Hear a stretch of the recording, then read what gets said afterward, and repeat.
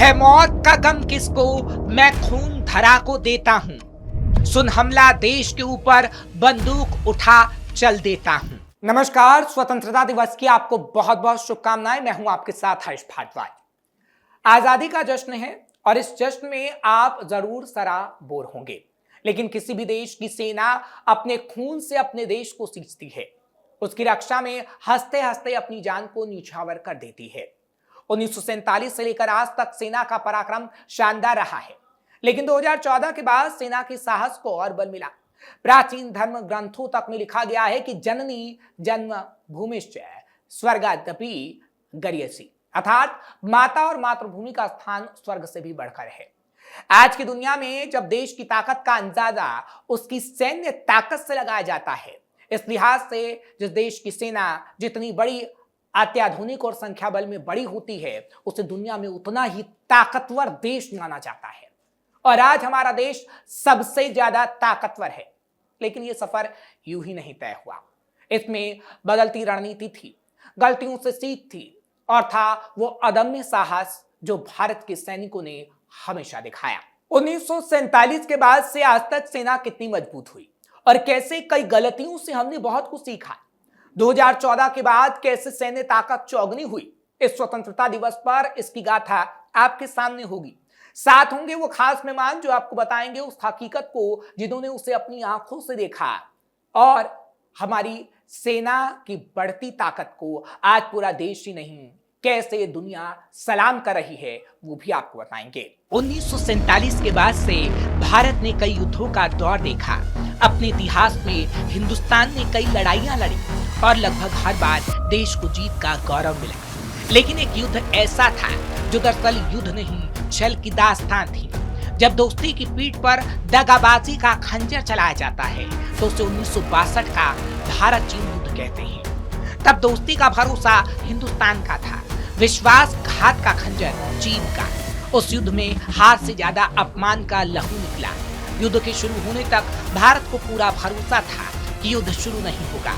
इस वजह से भारत की ओर से तैयारी नहीं की गई। भारतीय सेना इस हमले के लिए तैयार नहीं थी। नतीजा ये हुआ कि चीन के 80,000 जवानों का मुकाबला करने के लिए भारत की ओर से मैदान में थे 10 से 20,000 सैनिक। ये युद्ध पूरा एक महीना चला, जब तक कि 21 नवंबर 1962 को चीन ने युद्ध विराम की घोषणा नहीं कर दी। लेकिन वो ऐसा समय था जब हमें अपनी सेना को मजबूत करने की जरूरत महसूस हुई, लेकिन वो चाहत उस समय पूरी नहीं हो पाई। 1999 के बाद भी सेना को मजबूत करने की जरूरत महसूस हुई, जब पाकिस्तानी सैनिकों और आतंकवादियों ने धोखे से कारगिल के द्रास सेक्टर में घुस बैठ कर डाली। उन्होंने ऊंची पहाड़ियों और बर्फीले मौसम का फायदा उठाया। इसके जवाब में भारतीय सेना ने ऑपरेशन विजय शुरू किया। ये दुनिया के सबसे मुश्किल युद्ध क्षेत्रों में से एक था, लेकिन उसके बाद सेना की ताकत बढ़ती चली गई। जो हमने आपको बताया, इस बात को आज हर कोई मान रहा है और देश के डिफेंस एक्सपर्ट भी इसका पूरा सच बता रहे हैं। सवाल मेरा पहला ये रहेगा कि 1962 में जो हार की तस्वीर हमें देखने को मिली और उसके बाद हमने कारगिल युद्ध भी देखा, हालांकि विजय हमें प्राप्त हुई, लेकिन क्या उसके बाद हमें महसूस हुआ कि भारतीय सेना की मजबूती बहुत जरूरी है? अर्जुन, देखिए, एक हमारे देश के अंदर एक बहुत बड़ी विडंबना है। विडंबना ये है कि हमारे जो सेना की जो बातें जो है, जो भी उनके एडवाइस दी शुरू से लेकर आखिर तक, उसके ऊपर मेरे को लगता है 2014 से पहले उसके ऊपर कोई अमल हुआ नहीं। उसके ऊपर आप देखिए, जब हिंदुस्तान आजाद हुआ तो हमारे पहले प्रधानमंत्री ने क्या कहा? उन्होंने कहा जी मेरे को तो फौज चाहिए ही नहीं, मैं तो एक पुलिसमैन चाहिए, डंडे के साथ में वही कंट्रोल कर लेगा। तो ये चलती रही, यही बात चलती रही। जब 62 का युद्ध हुआ तब उनकी आंखें खुली और उनको फिर जरा मेरे को लगता है काफी शौक भी हुआ कि ये हो कर गया। फिर वो अमेरिका के पास भी भागे, इधर भी भागे। पर उसमें हुआ क्या, शहादत जो थी हमारी फौज की वो अननेसेसरली हुई। उसके बाद फिर वही आप देख लीजिए, 62 के बाद 65 हुआ, 65 के बाद 71 हुआ, 71 के बाद फिर करगिल हुआ। अब सारे अगर आप एक चीज देखें, उसमें सबसे बड़ी जो कमी नजर आती है वो ये आती है कि हमारे पॉलिटिशियंस जो हैं उन्होंने कभी भी मिलिट्री एडवाइस के मुताबिक नहीं चले। उनको अपने ही एक अपने ही दुनिया में रह के वो सोचते थे कि ये जो आर्मी के जो आर्म फोर्सेस की जो एडवाइस है, ये कोई एडवाइस उनके मायने नहीं रखती देश के। अब क्यों मैं कहता हूं, देखिए बड़ी साफ बात है, आपका 62 के युद्ध से पहले आपका जो है अक्साई चीन चला गया, 62 के युद्ध के बाद और आपकी जगह चली गई।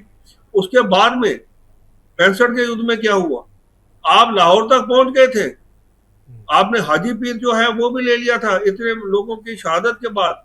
पर जब आप गए वहां पे ताशकंद के अंदर, वहां वो सारा कुछ वापस दे आए। 71 में क्या हुआ, 71 में भी यही बात हुई।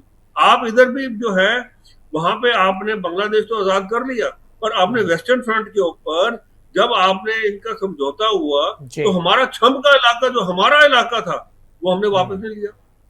हमने अपने जो सैनिक थे वापस नहीं लिए उनसे, जो प्रिजनर ऑफ वॉर थे, और वो अभी तक उनका आता पता ही नहीं है। वो कहते पाकिस्तान तो कहते है ही नहीं, बट हमें पता है कि है वहां पे, क्योंकि काफी चैनल से उनकी जो आता पता लगा है। तो बात ये है कि पॉलिटिकल क्लास जो है वो हमारे देश के अंदर आर्म फोर्सेस की एडवाइस पे नहीं चलता। तो ये हकीकत है जो डिफेंस एक्सपर्ट की तरफ से बताया गया। सेना मजबूत हुई और हर बार उसका दमदार प्रदर्शन देखने को मिला, लेकिन सबसे ज्यादा बल मिला 2014 के बाद से, जब मोदी देश के प्रधानमंत्री चुने गए। 2014 के बाद कई गुना बढ़ी सेना की ताकत। प्रधानमंत्री नरेंद्र मोदी भारतीय सेना को अत्याधुनिक और ताकतवर बनाने के लिए वो हर कदम उठा रहे हैं जो इसके लिए जरूरी है। भारत पाकिस्तान से लेकर भारत चीन और अन्य देशों से लगी सीमाओं पर सेना की ताकत बढ़ाने के लिए मोदी सरकार ने सुरंगों, हवाई पट्टियों, पुलों, सड़कों का बड़ा जाल बिछा दिया। साथ ही सेना को अत्याधुनिक हथियारों और उपकरणों से सुसज्जित कर दिया। पीएम मोदी सेना को लगातार आत्मनिर्भर और ताकतवर बनाते रहे हैं। लगातार मजबूत होती भारतीय सेना की ताकत को देखकर पाकिस्तान और चीन जैसे दुश्मन ही नहीं बल्कि दुनिया के अन्य ताकतवर देश भी हैरान हैं। अभी तक सिर्फ अमेरिका ही दुश्मनों को उसके घर में घुसकर मारने का मादा रखता था, लेकिन अब हिंदुस्तान के कदम भी इस दिशा में बहुत आगे बढ़ चुके हैं। दुश्मन छोटा हो या बड़ा, अब भारत आंखों में आंखें डालकर बात करता है। अगर जरा सी गुस्ताखी की तो घर में घुसकर मारना भी जानता है। भारतीय सेना दुनिया के टॉप देशों की सेना में गिनी जाने लगी है। ये सब प्रधानमंत्री नरेंद्र मोदी की मजबूत नेतृत्व क्षमता का ही कमाल है, जिनकी आज पूरी दुनिया कायल है। पिछली सरकारों में जो हमने देखा कि गलतियां हुई, आपको लगा कि 2014 में जब प्रधानमंत्री नरेंद्र मोदी आए तो क्या 2014 के बाद सेना की ताकत में दोगुना नहीं चौगुना इजाफा हुआ? बिल्कुल, देखिए 2014 के बाद एक सी चेंज आया माइंडसेट के अंदर, पॉलिटिकल क्लास के अंदर, और वो मेरे को लगता है उसका सबसे बड़ा कारण था प्राइम मिनिस्टर मोदी का आना और उनका प्राइम मिनिस्टर बनना मोदी जी। ये एक उन्होंने डायरेक्शन, जो सबसे पहले तो उन्होंने जितने हमारे जो थे आर्मी के, आप देख लीजिए आर्म फोर्सेस के हमारे जो चीफ्स वगैरह, सबको बैठ के सारा कुछ उनसे सलाह मशवरा करके कि भाई क्या करना है, क्या नहीं करना है, कैसे क्या क्या चीजें चाहिए, तो वो सारी बातें उन्होंने देखी। और आज देखिए क्या हुआ क्या है, जब पाकिस्तान ने हमारे इधर जो है आपने देखा टेररिस्ट स्ट्राइक की, उड़ी में आए, उड़ी में स्ट्राइक की, तो हमने क्या किया, हमने बालाकोट किया। इससे पहले नहीं हुआ था। हालांकि आप देखिए मुंबई के अंदर जो ताज होटल के ऊपर जो जिस हिसाब से वहां पे अटैक हुआ, तब भी नहीं हुआ, बालाकोट हुआ। बालाकोट के बाद क्या हुआ, जब चीन गलवान और जब जिस तरीके से वो एक और पीठ के अंदर छुरा घोंपा हमारे के, पहले उन्होंने बताया कि हम एक्सरसाइज कर रहे हैं, और फिर इमीडिएटली जो उनकी डिवीजन थी वो हिंदुस्तान के अंदर घुसने के लिए आ गई, तो पूरा का पूरा एयरलिफ्ट करके सारा हमने स्टेबलाइज किया। पर उसके बाद क्या हुआ, आप देखिए जो इंफ्रास्ट्रक्चर का जो पैसा है बॉर्डर के लिए वो कितना बढ़ गया। आज आप नॉर्थ ईस्ट से ले लीजिए, सेला टनल बन गया, वहां से जो तवांग वैली के लिए एक लाइफलाइन बन गई है पूरी, जो जहां हमें कितने 8-10 घंटे लगते थे वो उधर पहुंचने में, अब वो सिर्फ 2 घंटे के अंदर आप सीधा तवांग के अंदर आ जाते हैं, क्योंकि आपका टनल बन गया वो सेला टनल। इसी हिसाब से आप जो लद्दाख रीजन में देख लीजिए, वहां पे रोड और सारी जो जो इंफ्रास्ट्रक्चर है वो बन रहा है। उसके अलावा आप देखिए क्या है, आपकी आर्मामेंट में क्या है, आपके आर्मामेंट में जो है, जो अब शुरू में तो हमें था कि भाई हम इंपोर्ट कर लें, पर उसके बाद में पॉलिसी चेंज हो गई जी जी। आत्मनिर्भर के ऊपर, और उन्होंने कहा जी आप चलो ठीक है हम आपसे खरीद लेते हैं, पर टेक्नोलॉजी ट्रांसफर आपसे चाहिए हमें, ताकि हम हिंदुस्तान में बनाए। और आप 2014 से लेकर आज 2026 है, आप देख लीजिए सारी चीजें जो है ये सारा आप अब बात इस सदी में हुए उस बदलावों की जिसकी कल्पना भी शायद कोई कर पा रहा होगा, क्योंकि 21वीं सदी में सेना को उन चीजों की आवश्यकता महसूस हुई जिससे अपना ध्यान और लक्षित किया जा सके और दुश्मन को करारा जवाब दिया जा सके।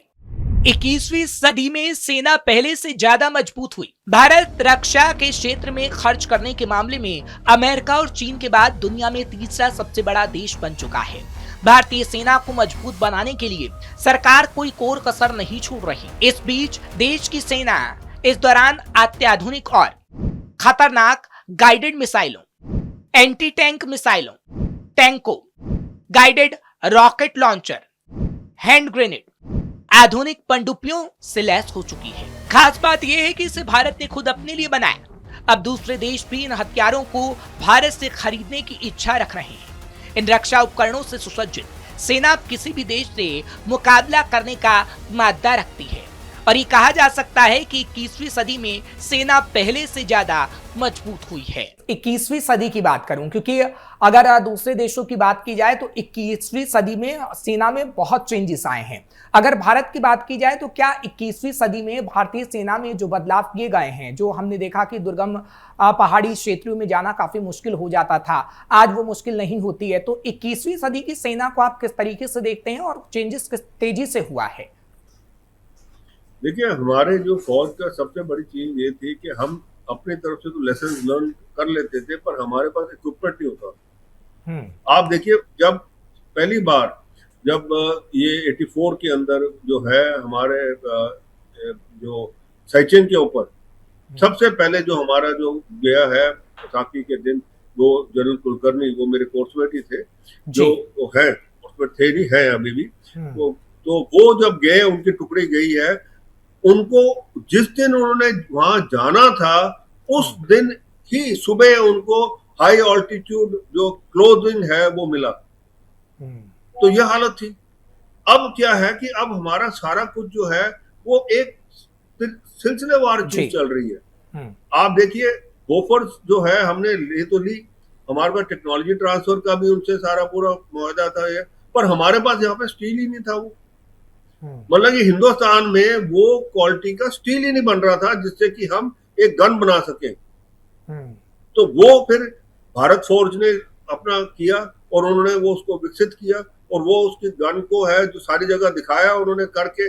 आज आप देख लीजिए, ये इसके अंदर जो करगिल के अंदर भी हमारी जो लोग जो इंडियन मैन्युफैक्चर्ड बोफर्स है वो इस्तेमाल हुई है।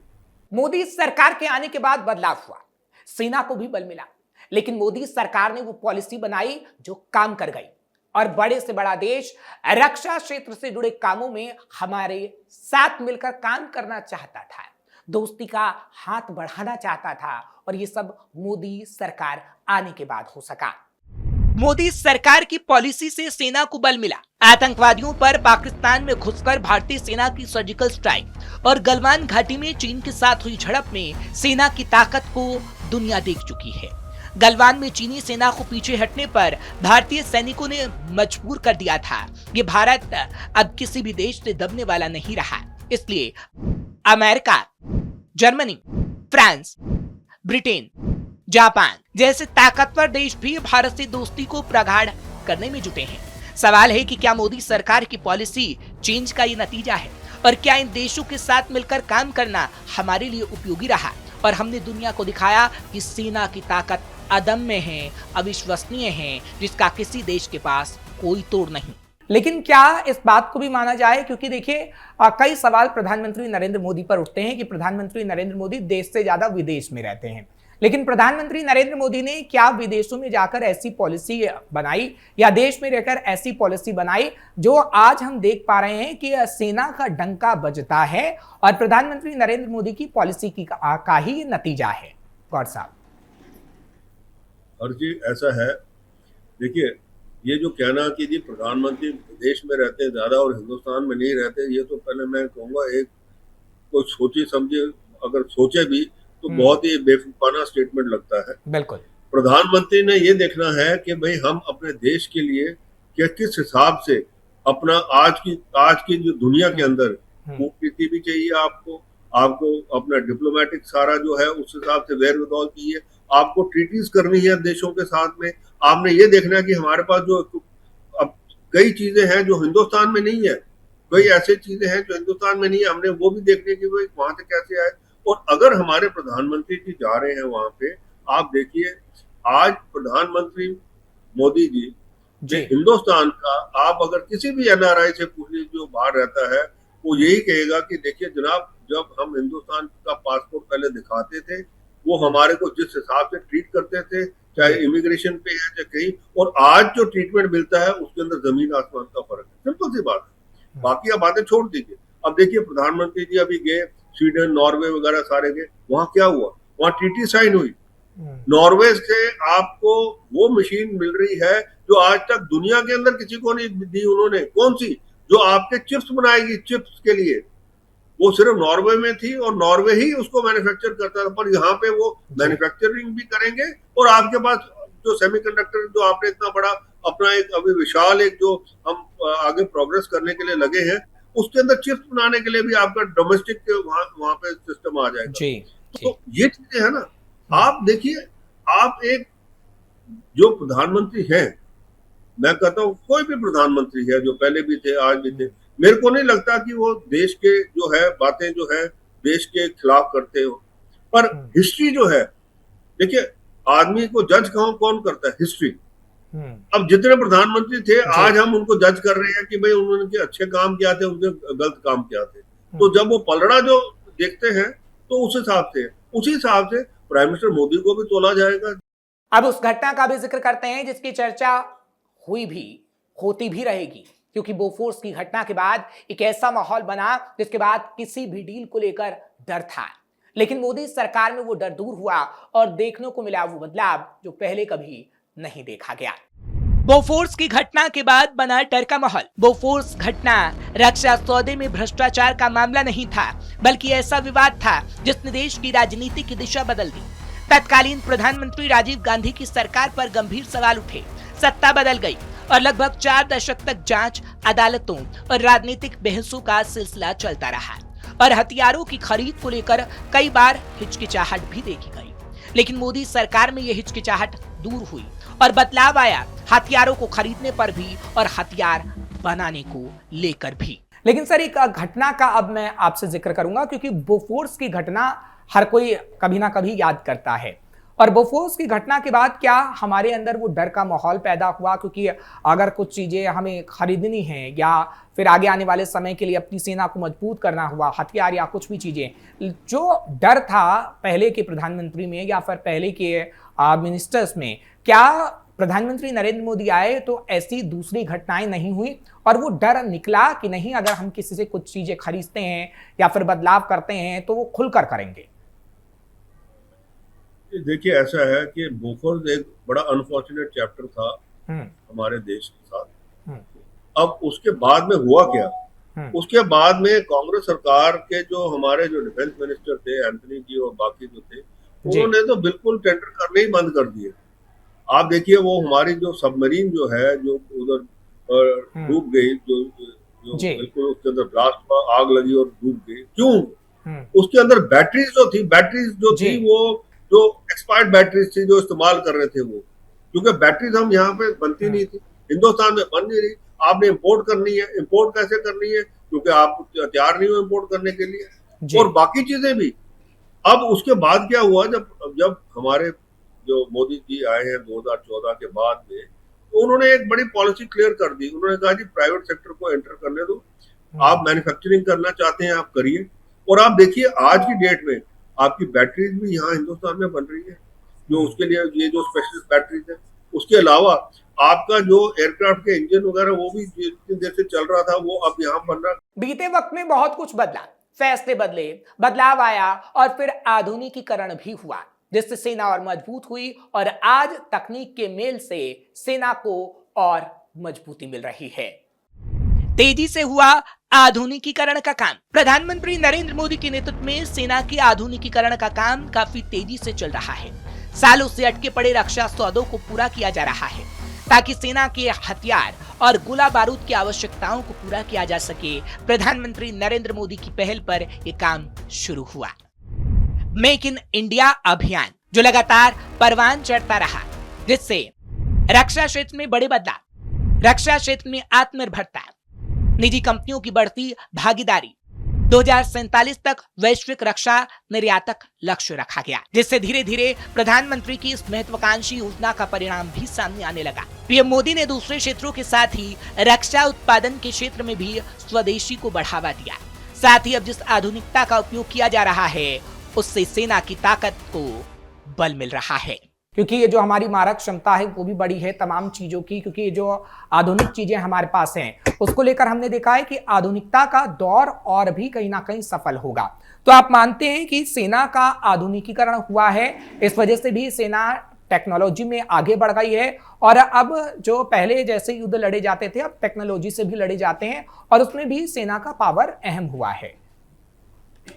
देखिए, जो जो मतलब कि हर चीज के अंदर डेवलपमेंट जो है वो उस हिसाब से चलती है। अब आर्म फोर्सेस के अंदर भी जो नया है वो है थिएटर कमांड्स का जो सिस्टम आया है एक। दूसरा, क्योंकि ये जो आजकल टेक्नोलॉजी जिस हिसाब से जो आई है, विकसित हुई है, आप देखिए ड्रोन्स की जो लड़ाई है अब ड्रोन्स के ऊपर चली गई है, बाकी मिसाइल्स के ऊपर चली गई है। आपको बूट्स ऑन ग्राउंड नहीं डालने की जरूरी नहीं है कि आपने वहां अपना जवान भेजना ही है। आपने देखा ऑपरेशन सिंदूर में हमने क्या किया, हमने बॉर्डर नहीं क्रॉस किए, कोई हमारा जवान नहीं वहां गया, हमारा कोई हवाई जहाज नहीं गया पाकिस्तान एयर स्पेस में, और हमने उसका जो है हमने 11 एयरफील्ड तो उड़ा दिए, उसके सारे जो ठिकाने थे टेररिस्ट के वो उड़ा दिए। तो आज की लड़ाई जो है वो उस हिसाब से चल रही है और जो हमारा जवान है राइट एट जो मतलब कि फ्रंट लाइन के ऊपर, वो उसको हमने उसी हिसाब से ट्रेन कर रहे हैं और हम उसी हिसाब से उसको जो है वो उसको आधुनिकता की तरफ ले जा रहे हैं कि वो वहां से ड्रोन भी चला सके, ड्रोन के वो पूरा उसको मुकम्मल जो है एक तरीके से उसको चलाए और उसके ऊपर से सर्विलेंस वगैरह सारा इस्तेमाल करे। और हमारे ड्रोन तो आजकल आपको पता है ये सिर्फ ड्रोन सर्विलेंस वाले ही नहीं है, ड्रोन अटैकिंग ड्रोन भी है हमारे पास, ठीक है, वहां से उसके जो सारा कुछ, तो ये चीज जो है साइड बाय साइड चल रही है। फिलहाल हमारी सेना लगातार ताकतवर होती जा रही है और उसका एक एक सबूत हमने आपको दिया। 2014 से पहले सेना की कितनी ताकत थी और 2014 के बाद सेना की कितनी ताकत बढ़ी है वो तो आपको पता ही लग गया होगा, और जो खास मेहमान हमारे साथ जुड़े उन्होंने उसका एक एक सबूत भी आपके सामने दिया। फिलहाल एक बार फिर से स्वतंत्रता दिवस की आपको बहुत बहुत शुभकामनाएं। अपना ख्याल रखिए, अपने परिवार का ख्याल रखिए और देश की तरक्की में अपना योगदान दीजिए। मुझे इजाजत दीजिए, नमस्कार।